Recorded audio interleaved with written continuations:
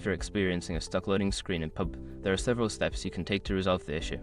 Follow these steps to troubleshoot and unlock the game. Step 1. Restart the game. Close PUBG completely and restart it. Sometimes, simply restarting the game can resolve temporary glitches that cause loading issues. Step 2. Check internet connection. Ensure that your internet connection is stable and working properly. Disconnect and reconnect your Wi-Fi or switch to a wired connection if possible to improve stability. Step 3. Update the game. Make sure that you have the latest version of PUBG installed. Check for updates in your game launcher or app store and install any available updates to fix bugs and improve performance. Step 4. Clear cache. If you are playing on a mobile device, go to your device settings, find the PUBG app, and clear its cache. This can help remove any corrupted data that may be causing the loading screen issue.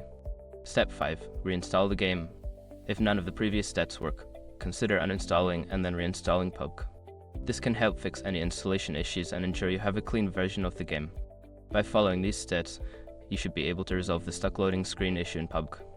If the problem persists, consider reaching out to the game support team for further assistance.